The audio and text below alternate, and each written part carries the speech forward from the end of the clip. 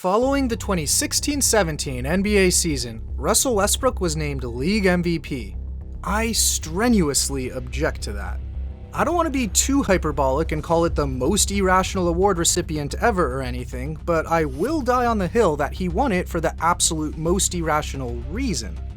The inability of most Homo sapiens to abandon their caveman roots as to the siren song of the round number. We irrationally place numbers that happen to end in 0 on a pedestal as if there's something specifically and inherently magical about reaching such benchmarks. That is the spell under which the voters for the award were operating that year in naming Westbrook MVP. The spell under which they spurned the real 2017 MVP, Rockets guard James Harden. And I'll prove it.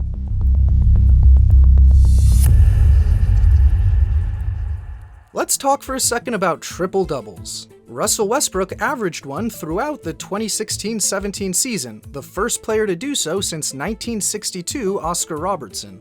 Any Hoops fan born before, 2010 can recall that all throughout that season, Westbrook's triple-double narrative was a dominating and overwhelming storyline.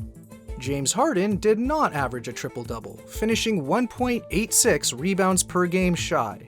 That completely arbitrary delineation of the triple-double average and/or the total number of them, as alluded to in either the headline or first couple lines of just about every piece of media content covering Westbrook's case for and winning of League MVP, is the reason why Harden didn't win it, which is beyond ludicrous. Real quick, for those unfamiliar, a triple-double is when a player amasses in a game a double-digit total in 3 separate categories, almost always points, assists, and rebounds. Because of the ubiquity with which prominent players score double-digit points, and indeed Harden and Westbrook dropped at least 10 points in 161 of their combined 162 games that season, when we get down to brass tacks, a triple-double generally serves as a term used to underscore someone having recorded at least 10 assists and 10 rebounds in a game. Okay, with that preamble out of the way, we'll look here at the raw season-long assist and rebound totals of Harden, Westbrook, and, mostly just for fun, each of the other 484 NBA players that season. We see Westbrook grabbed more rebounds than Harden, but Harden dished out more dimes. Considering that your average assist requires significantly more skill than your average rebound, that they're significantly rarer than rebounds, and that they're significantly more, keyword alert, valuable than rebounds, one could easily argue Harden's placement on this chart is as or more impressive than Westbrook's, and either way, it's certainly close. But when broken down on a per-game basis, which fundamentally alters nothing between their delta since they both had their totals distributed across the same 81 games, this 0 right here made everyone freak out. Harden still arguably places as or more impressively than Westbrook on a scatter chart of assists per game and rebounds per game, but Westbrook happened to clear a number that ends in 0 in both categories, and Harden did not. So while this meant that, yes, Westbrook averaged a triple-double that season, the first player to do so since the Big O, with the scoring a foregone conclusion, that can simply be rephrased as 2017 Westbrook being the first player since Oscar to reach 10 assists and 10 rebounds, that specific combo per game. And this caused countless otherwise rational people to become completely irrational. I know this because Harden also reached a specific assist and rebound combo, 11 and 8, that also hadn't been done since Oscar. Speaking of the Big O himself, he went and personally visited and congratulated Westbrook ahead of his season finale based on his per-game combination of assists and rebounds. Pretty understandable gesture from Oscar since no one had reached those figures since he did so. But I've yet to find any evidence of any sort of visit to Harden under the exact same rationale of the Beard's per game combo of assists and rebounds also having not been reached since Oscar. I'll keep searching though. It's actually quite a convenient apples-to-apples comparison between these two guys, each representing the same archetype. Heliocentric point guards who were the alpha and omega of their squads, who always had the ball in their hands with their offenses reliant upon them to score for themselves, both of whom were aided by more time at the free throw line than anyone else in the NBA, or create for teammates basically every possession. They both had the same weaknesses, turnovers galore, a natural byproduct of always handling the ball, and poor defense, though at least Harden's size and strength were an asset down on the low block against bigs, which helped unlock Houston's switch-heavy scheme. So we know Harden stacks up strong even in the department by far most frequently mentioned for Westbrook's case, the assist-rebound combination. And I'll just mention as an aside that Westbrook's rebounding edge can essentially be accounted for and then some as a function of playing with the most selfless all-time big man when it comes to the defensive glass, Steven Adams. Adams was always happy to cede boards to his star teammate, always happy to unleash his brutish box out without seeking the reward that comes by securing the rebound itself. Never siphoning the uncontested boards so that Westbrook could instead grab them, in so doing sacrificing his own stats and his pocketbook, a notion that Adams himself would later corroborate when asked about that phenomenon. I don't give a shit about the defensive rebounds, brother. It's like, as long as someone gets the ball and we don't have to play defense anymore, I don't give a shit. It just means that possession is over. We don't have to rotate. So I don't care who gets it. That is not normal. Safe to say most other bigs love gobbling up rebounds, especially the freebies, and don't exactly embody that same kind of statistical and financial selflessness. But setting aside Westbrook's assist-rebound crutch, there are two other core elements to their cases. One is scoring proficiency, and the other is how their games drove winning and team success. Let's start with scoring, where Westbrook holds a slight edge in volume, but Harden holds a colossal edge in efficiency. Westbrook took over 26% more shots than did Harden, which amounts to over 5 more per game. Yet he turned them into just 8.6% more points than did Harden, which amounts to not even 2.5 more per game. Considering the NBA average was about 1.24 points per shot, it ought to go without saying that requiring over 5 more shots to score not even 2.5 more points represents a stark contrast in efficiency. But let's say more anyway. Looking at the points per shot of those with at least 10 shots per game, which, by the way, as merely a minimum threshold for the dataset of a rate-based metric, is an appropriate usage of a round number, Harden's 1.54 points per shot didn't just lead the league amongst even decent volume players, it bested Westbrook's mark by over 16%. Another couple prominent efficiency-based metrics worth taking a glance at are effective field goal percentage, where Harden held a large advantage over Westbrook, and true shooting percentage, where Harden also held a large advantage over Westbrook. Several tiers above Westbrook as a shooter, to put it mildly, Harden revolutionized the step-back three-pointer, which he leveraged with his ability to get to the rim and finish at will, as well as his wizardry as one of the very greatest passers and playmakers ever, to propel his Rockets to heights far greater than Westbrook was able to guide his organization. In the wake of Westbrook alienating off his team the most malleable superstar in NBA history, neither player had a star teammate, but Harden led his Rockets to over 17% more wins than did Westbrook, locking down a top 3 seed. I'm sorry, but no team whose Robin is Eric Gordon or Clint Capella has any business sniffing 55 wins or a top 3 seed, especially in a loaded Western Conference.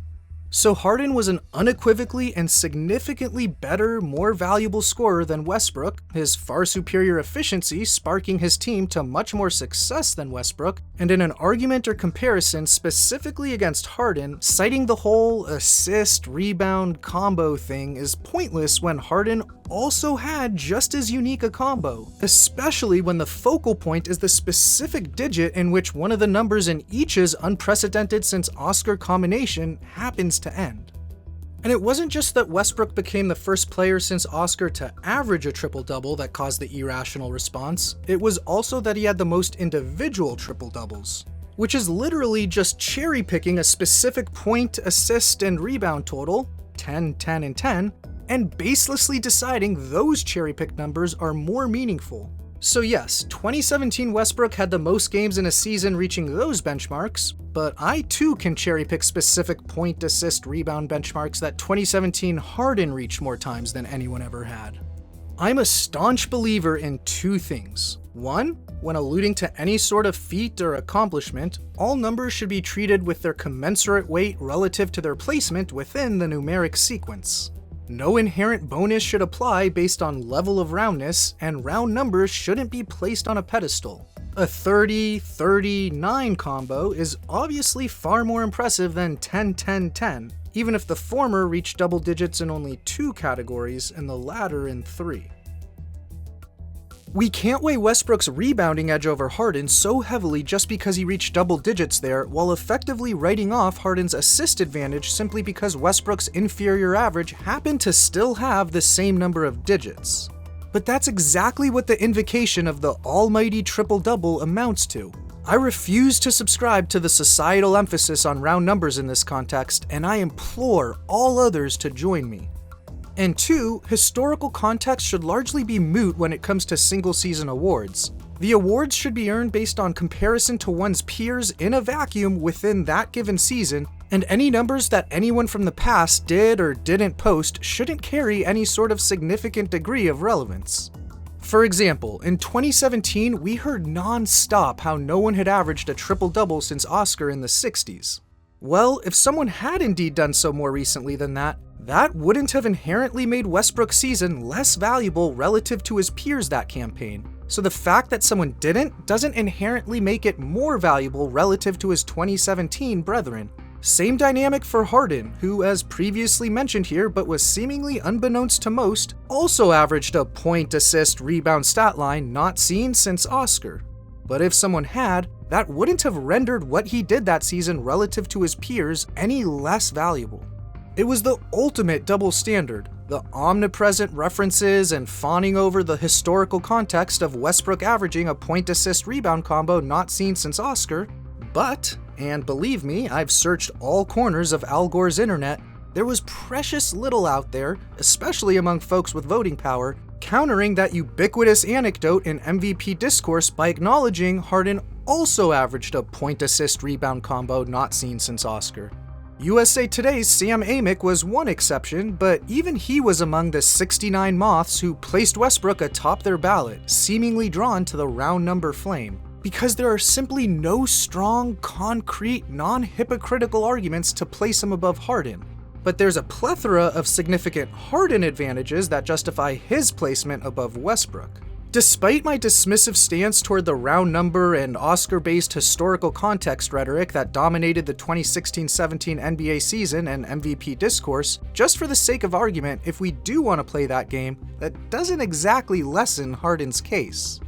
In addition to stacking up just as favorably historically with his assist-rebound combo as does Westbrook, let's look at every season of every guard who had ever scored as much per game as 2017 Harden, and we see that he posted a true shooting percentage that surpassed all but Steph Curry in his unanimous MVP season the prior year, and, by just a whisker, 89 Jordan. Hell, for points per shot, we can even lower the threshold down to 25 points per game, and 17 Harden beat his own mark from a few years prior to still sit atop all the other challengers. So in terms of volume and efficiency, 17 Harden authored one of the greatest all-time scoring seasons by any guard, and certainly much greater than 17 Westbrook's slightly superior volume, but far inferior efficiency. And he married his preternatural scoring abilities with one of the most gifted skill sets of passing and playmaking the association has ever seen. To placate all you round number obsessed sickos, here's an itch-scratching 17 Harden anecdote that no one else has ever accomplished, which, thanks to over 40% of his assists producing threes, he pulled off with multiple weeks before the end of the season, so he comfortably cleared 2K in each. We can also take a look at games with 10 plus assists. 17 Harden had 60 of them, more than anyone else has had in a season since the NBA birthed Grizzlies and Raptors, and 20% more than Westbrook. For you historical context fiends, here are some guys who never pulled that off. He totaled more than 900 dimes, a number also never reached by many of the best ever passers.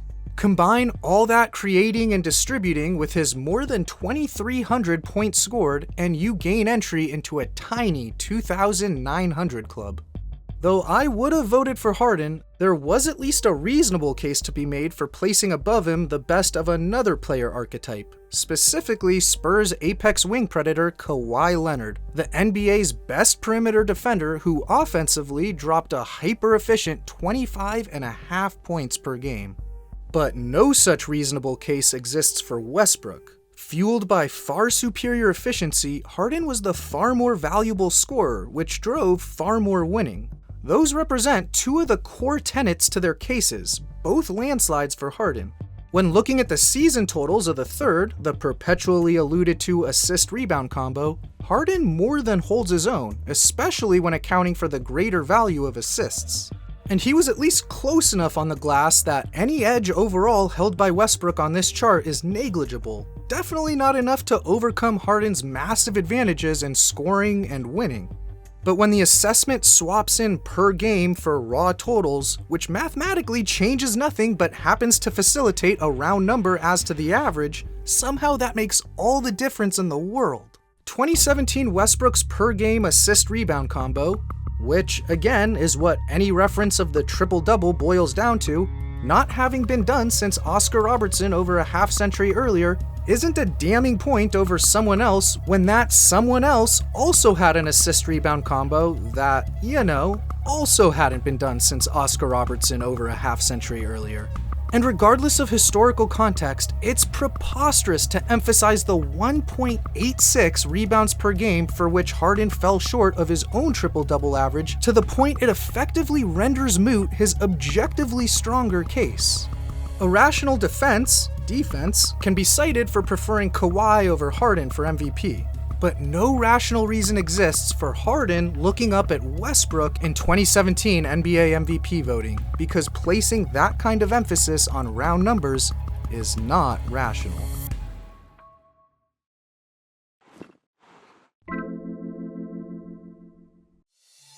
Thanks for watching Secret Base. If you haven't already, make sure to subscribe to our channel on YouTube. If you want to get a peek at even more stuff and see your name included alongside all these other very smart and good-looking people, subscribe to Secret Base on Patreon.